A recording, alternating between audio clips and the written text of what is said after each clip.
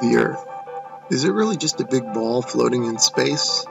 Spinning on its axis at 1,000 miles per hour? Hurtling around the sun at 67,000 miles per hour? Whizzing through the Milky Way at a milk-curdling speed of over 500,000 miles per hour? And warp driving through the heaven at over 500 million miles per hour? And what about the sun? Is it really 93 million miles away and close to 1 million miles in diameter, with a circumference of nearly 3 million miles? And it's constantly illuminating half of our entire Earth's surface with the rotation of the Earth, creating our 24-hour days, our night and days? Or, shh, the Earth is flat.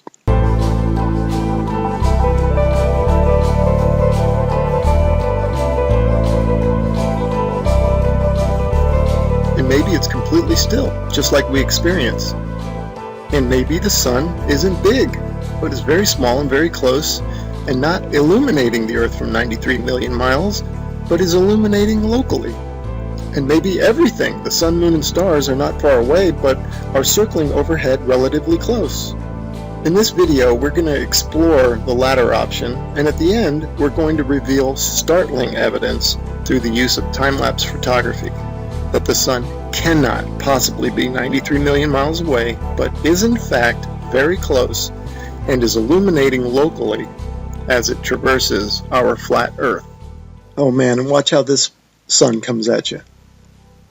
Boom! I mean, come on. And that's all perspective. If you look at jet trails, Google Images, you'll see them. They start out low at the horizon, they come up overhead. Look at that thing. They come up overhead and then they go down to the horizon. Perfectly explains what the sun would do. Here it is going overhead. I love time lapse. And look at this. You can't go out and look at the sun. You can't see this stuff, except that it's on, time lapse like this. It's incredible. Now watch this thing. It's sweeping. The sun over flat Earth is doing a big circle, right? Look at this thing. See it sweeping to the right. It's like a lefty bowler. Just toss that down the alley, and there it goes, hooking into the pocket.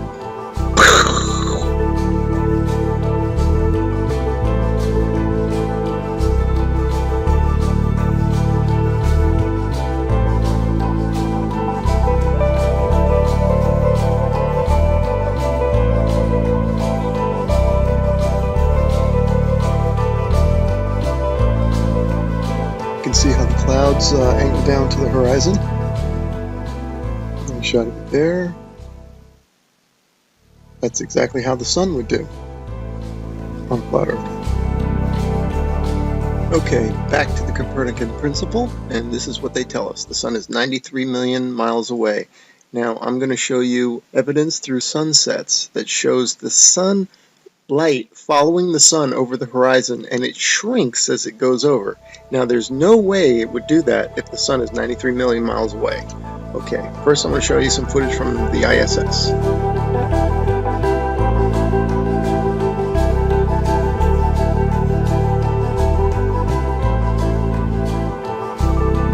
Okay, now watch this animation. Watch this sunset.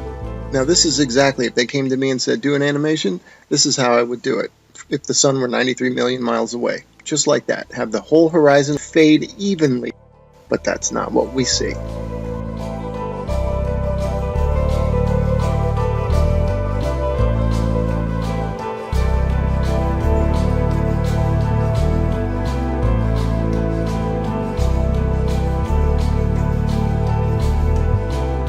Okay, wow, look at that. Look how the light lifts off the ground like a big wedge, or like lifting up a sheet of paper.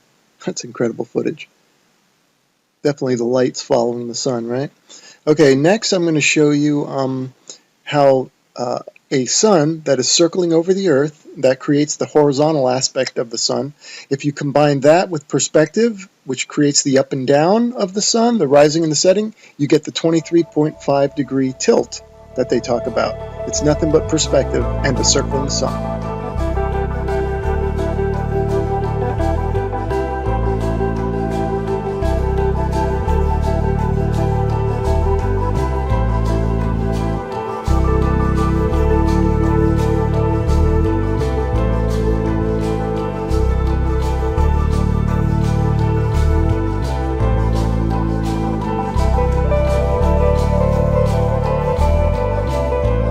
Here's another sun sweeping out a big circle.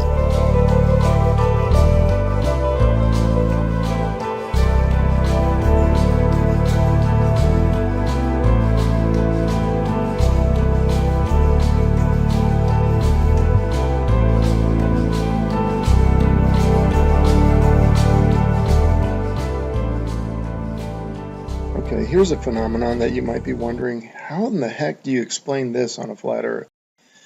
Well, this footage is taken from Alaska during the summer, and the sun does look like it's going up and down. The reason it's doing that is that this town in Alaska is not in the center of the sun's circular circuit. In other words, the sun is making a big circle, and the town is not in the center of that circle. So the sun will be closer and further from the viewer with the camera.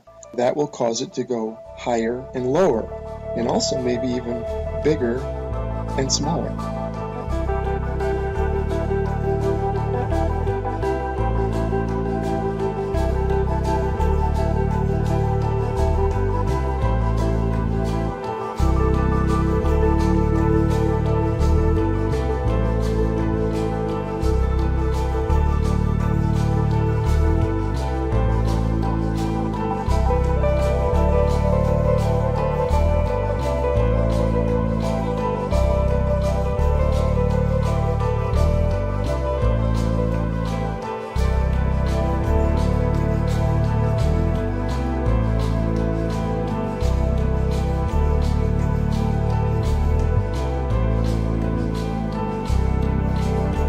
Look at the high altitude airplane. Remember, this is from a high altitude balloon, so that airplane is probably at cruising altitude. Notice how it looks like it's going up from the horizon. That's exactly how the sun will rise, because that plane is staying parallel to the ground. And now watch, it'll go down to the other horizon. All right, again, perspective, that's how the sun will set. And forget the big ball, that's just due to a GoPro camera. But see how the sun, that's the point of this. And then also, look at the size of the sun, man. Look at that thing. I mean, there's something to it to say that we're higher up our view and the sun looks bigger, and it looks like it's not as high in the sky as it does when we're on the ground. Something to that.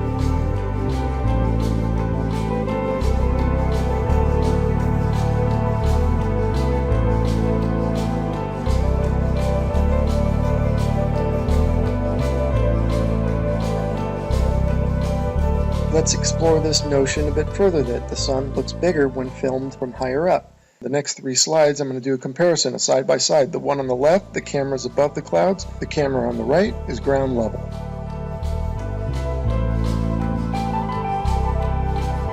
And the point for the side by side comparison from the ground level and the level above the clouds is that above the clouds we're only maybe a mile or so up, and if the sun appears to be closer to the camera, well, that means it's probably much closer, because if the sun were 93 million miles away, a mile closer wouldn't make any difference at all to its visual appearance.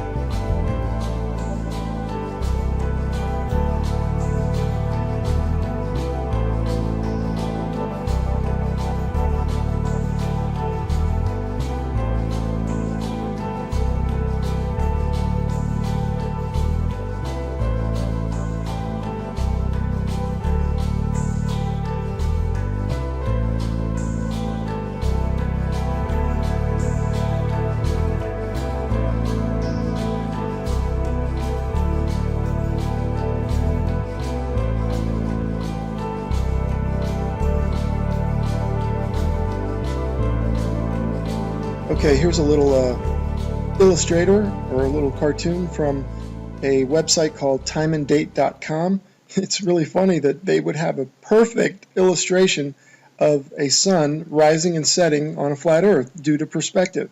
You'll notice that it rises from below the horizon and sets below the horizon. Now you might be saying, well, how's that possible? I can see now you're saying that it rises and lowers due to perspective, but how does it disappear below the horizon? Well, I got a theory about that. Because of the fact that all parallel lines and planes converge at your eye level horizon, this is according to the perspective, I'm not making this up. If in fact, and they do, they converge at your eye level horizon visually, then it makes sense that after that point they diverge, meaning they then separate. So the sun would continue on a downward track. As you can see from my illustration here, the lines would go to your horizon, and then afterwards they would spread out and separate, kind of like a starburst, and the starburst being at your horizon, at your focal point.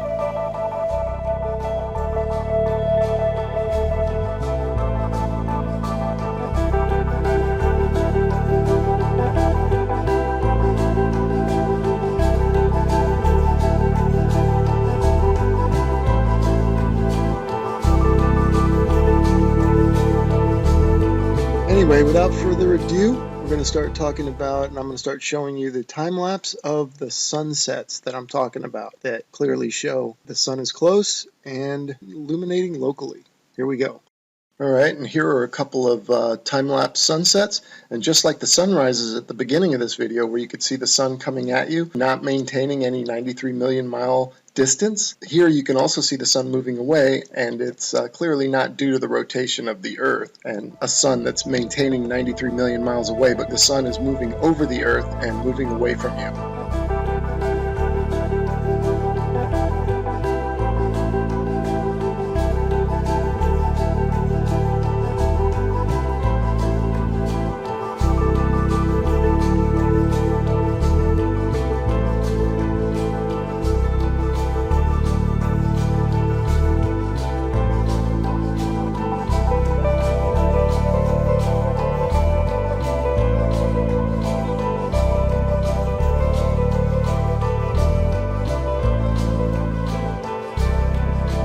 Okay, these next three slides, the sun is almost set already behind the horizon, but watch as the sunlight shrinks and follows the sun. It's definitely a locally illuminating sun, not far away, not very big, and definitely not 93 million miles away.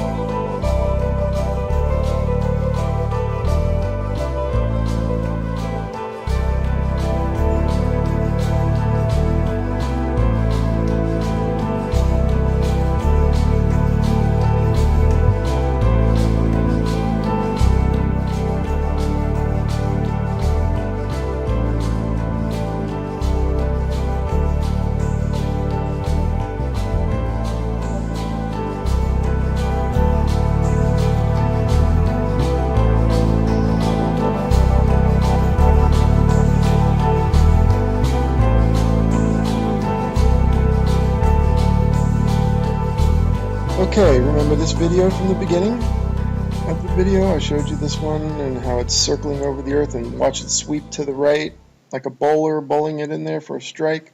Okay, now I want you to pay attention to the way the light follows the sun. The sunlight's going to shrink, right, as it follows the locally illuminating sun. Watch this. See it shrinking, following the sun? You do not get that if the sun is 93 million miles away. The entire horizon should fade evenly, just like this supposed shot taken from space of the Earth. You can clearly see the way they depict it. They depict the demarcation between day and night, or light and dark, as a long straight line. And you can see the long straight line moving as one solid piece. That means that the sunset should all fade, the entire horizon should fade evenly. But that's not what we observe, as we will see and as we've seen in the footage so far. The sunlight shrinks and follows the sun over the horizon. So these time-lapse sunsets are definitely the nail in the coffin for heliocentrism. But this particular one here, shot from above the clouds from this observatory, is the final nail in the coffin. Look at how the sun just shrinks and the light shrinks to nothing. That cannot happen, as I showed you in the when the sun illuminates the entire Earth, which it does from 93 million miles away. It has to. You don't get this isolated look at the sunlight trailing the sun. That's only possible with a small sun, close, not very high, illuminating locally. I mean, if this isn't proof to you, then you gotta take the blinders off.